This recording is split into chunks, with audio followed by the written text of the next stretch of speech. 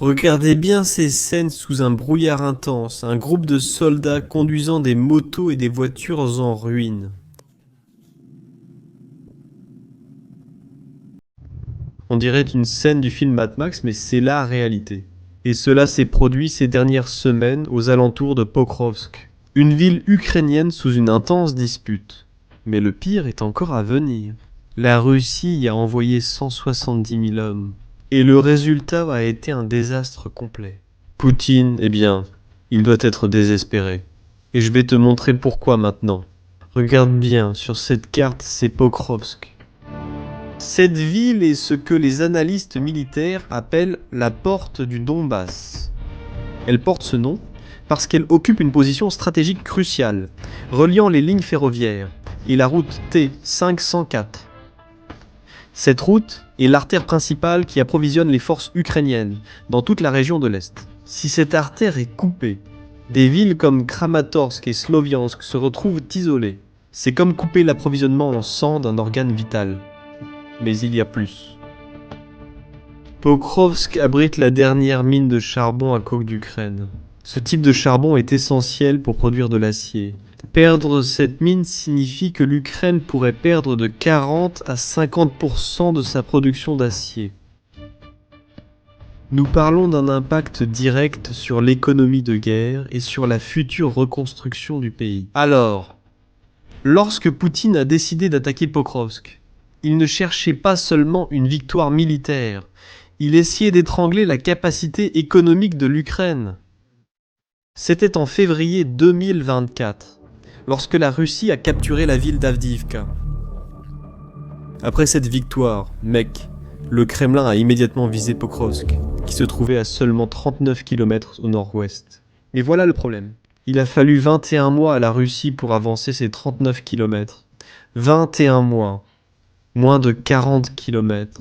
Cela a profondément frustré le Kremlin. Alors, à l'automne 2025, Poutine a changé de stratégie.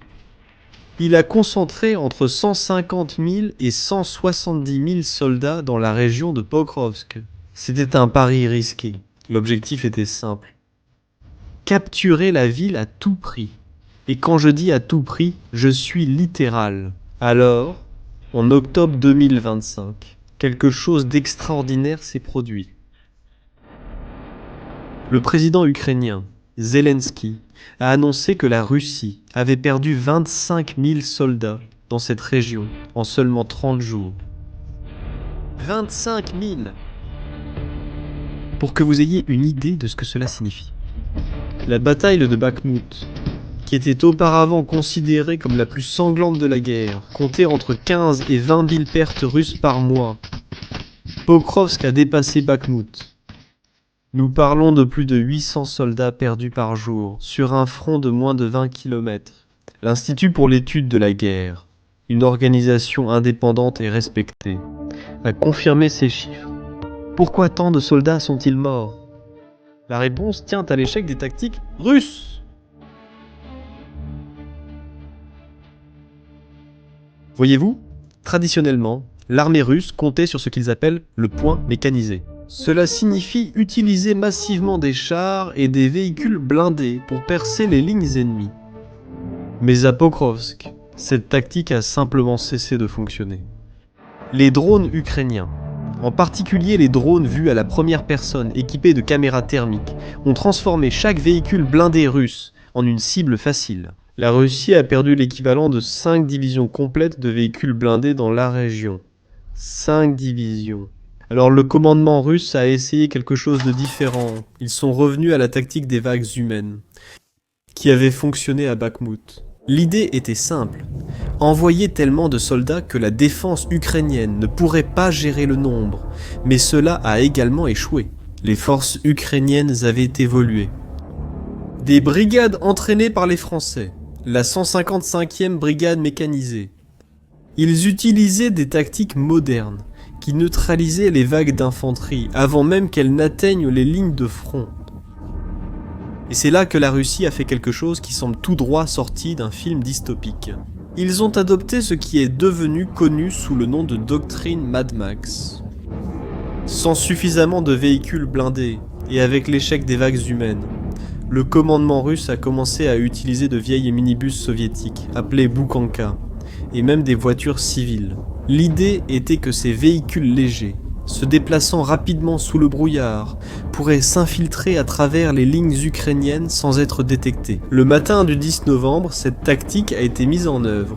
Un convoi étrange de motos et de véhicules civils est entré dans la banlieue sud de Pokrovsk, sous un épais brouillard. Au début, il semblait que cela pourrait fonctionner. Le brouillard couvrait les mouvements. Mais les Russes ont commis une erreur fatale. Ils ont sous-estimé la technologie ukrainienne. Le bataillon des systèmes non habités de la 60e brigade Jager, qui se fait appeler les Guebs de Dovbosh, attendait. Ces opérateurs de drones n'utilisaient pas seulement des caméras optiques de classique. Leurs drones étaient équipés de caméras thermiques avancées. Et les caméras thermiques ne se soucient pas du brouillard. Elles détectent la chaleur des moteurs des motos, la chaleur corporelle des soldats, le brouillard que les Russes pensaient donc les protéger. C'est devenu sans importance. Ce qui s'est passé ensuite, c'était une chasse systématique. Un par un, les drones vus à la première personne ukrainiens ont détruit les motos, les minibus, les voitures. Les vidéos montrent au moins 6 motos en flammes. Des soldats courant en panique, poursuivis par des drones. Ce n'était pas une bataille, mais un massacre tactique. Le convoi russe a été complètement anéanti. Même les propagandistes militaires russes ont reconnu la réalité. Boris Rosin, un blogueur militaire russe connu, a écrit le 10 novembre. Si vous regardez Pokrovski avec une caméra de drone, vous pouvez à peine voir des soldats. Les drones surveillent toutes les routes d'accès. Et seuls les plus courageux parviennent à franchir cette barrière vivant. Mais ce qu'il nommait courage était en fait une mission suicide, juste la partie visible de l'iceberg. La véritable catastrophe pour la Russie a été l'effondrement structurel de ses forces. La 41e armée russe, qui menait l'attaque contre Pokrovski, s'est tout simplement désintégrée. Des documents russes divulgués montraient déjà, en 2025, que des brigades comme la 74e brigade de fusiliers avaient perdu plus du double de leurs effectifs initiaux. Le Kremlin savait que la 41e armée était en train de se désintégrer, mais il a continué à envoyer plus d'hommes. Voici quelque chose d'important à comprendre. Quand on parle de l'effondrement d'une unité militaire, on ne parle pas seulement de perte. Nous évoquons la perte de commandement, de contrôle, de coordination des attaques et du maintien logistique. La 41e armée a été reconstituée plusieurs fois, avec des mobilisés et même des bataillons disciplinaires. Ces unités improvisées n'avaient pas de cohésion, n'avaient pas une formation adéquate, elles étaient essentiellement de la chair à canon pour Poutine. Mais l'Ukraine ne jouait pas seulement en défense. 31 octobre 2025, quelque chose de remarquable s'est produit avec la garnison à Pokrovsk. Faisant face à un siège partiel et avec les lignes d'approvisionnement sous le feu russe constant, la direction principale du renseignement ukrainien a mené une opération audacieuse sous la supervision personnelle de Kirill Boudanov, chef du renseignement militaire ukrainien. Des hélicoptères Black Hawk américains ont été utilisés pour insérer des forces spéciales directement dans la zone de combat. Ces hélicoptères ont volé extrêmement bas, frôlant presque le sol, afin d'éviter les radars et les défenses aériennes russes. L'objectif de la mission était de rouvrir le corridor logistique qui reliait la garnison aux principales lignes d'approvisionnement et d'éliminer les groupes de sabotage russes opérant à l'arrière. L'opération a été un succès tactique. Les forces spéciales ont réussi à stabiliser le périmètre défensif et à rouvrir la route d'approvisionnement. Cette opération montre quelque chose de crucial. L'Ukraine a maintenu sa capacité de mobilité aérienne, même dans l'un des espaces aériens les plus contestés de la planète.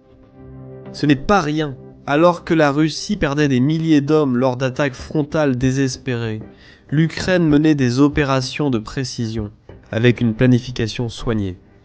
Mais, pour revenir aux chiffres un instant, 25 000 pertes en 30 jours dans un seul secteur. Pour mettre cela en perspective, cela représente un taux d'attrition qu'aucune armée moderne ne peut soutenir longtemps. Et tu sais quoi d'autre ? Ces pertes n'apportaient aucun gain territorial notable. La Russie a avancé de quelques kilomètres, a conquis quelques villages, mais le coût a été astronomique. Alors, en voyant cela, il est inévitable de se poser une question.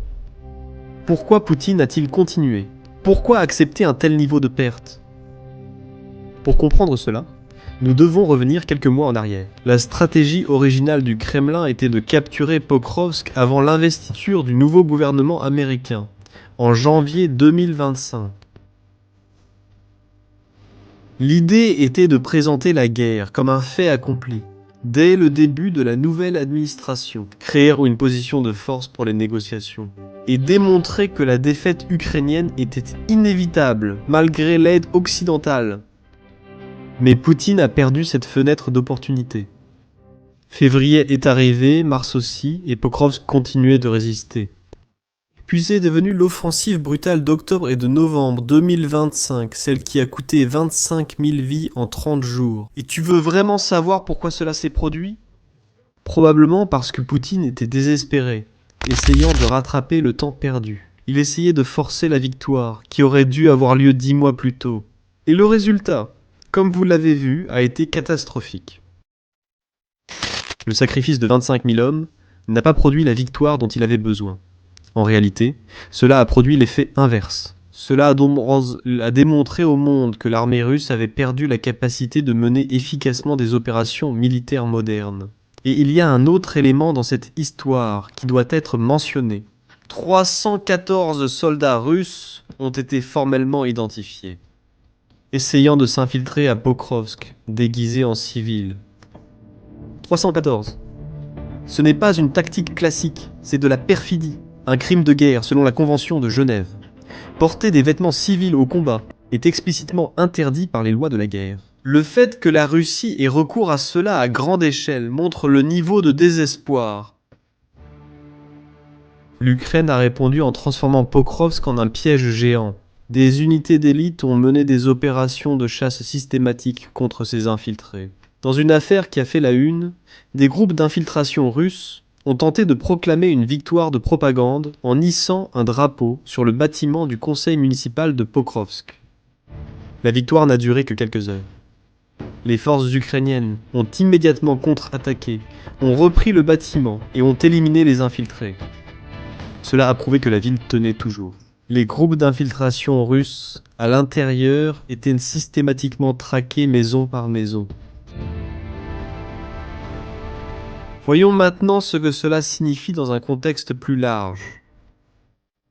Pokrovsk n'est pas seulement une bataille, c'est une étude de cas sur ce qui se passe. Lorsque des doctrines militaires du XXe siècle se heurtent à la technologie et aux tactiques du XXIe siècle, la Russie est entrée dans cette guerre en s'attendant à ce que la supériorité numérique et la puissance de feu brut suffisent. À Pokrovsk, ils ont appris que ce n'est pas le cas. La doctrine du point mécanisé s'est effondrée parce que chaque véhicule blindé est devenu une cible facile pour les drones. La doctrine des vagues humaines a échoué parce que l'Ukraine disposait de forces bien entraînées et d'une technologie supérieure qui neutralisait l'attaque avant qu'elle n'approche. Et la doctrine d'infiltration a échoué parce que les forces spéciales ukrainiennes ont transformé la ville en une zone de mort pour les infiltrer. Et alors, qu'est-ce qu'il restait? Des motos et de vieilles minivans, dans une brume qui ne cachait rien. Des soldats déguisés en civils traqués. Une armée qui a perdu 25 000 hommes en un mois, sans atteindre son objectif. Comme vous pouvez le voir, cela n'a rien d'une stratégie militaire, c'est une forme de désespoir institutionnalisé. Et voici la vérité la plus dure. Même si la Russie finit par capturer Pokrovsk, comme elle l'a fait avec Bakhmut et Avdiivka, elle a déjà perdu quelque chose de plus précieux. Elle a perdu des milliers de soldats difficiles à remplacer avec la même qualité. Elle a perdu le récit de la victoire russe. Était inévitable. La vérité, c'est que Pokrovsk est devenu l'épicentre, où le 21e siècle a vaincu le 20e siècle. C'est là que la guerre des drones et les opérations spéciales se sont révélées, supérieures à la force brute et à la puissance de feu. C'est là que la flexibilité tactique a triomphé de la doctrine rigide. C'est là que Poutine l'a appris de la façon la plus coûteuse, que les chiffres, à eux seuls, ne garantissent pas la victoire dans la guerre moderne. Maintenant, c'est à vous. Je veux connaître votre avis. Les drones ont-ils, selon vous, définitivement transformé la manière de faire la guerre à l'avenir? Laissez votre réponse dans les commentaires, juste en dessous. Et si ce contenu vous a aidé à mieux comprendre ce qui se passe à Pokrovsk, partagez avec quelqu'un qui s'intéresse aussi à ce sujet et abonnez-vous à la chaîne. Pour d'autres analyses comme celle-ci, à bientôt.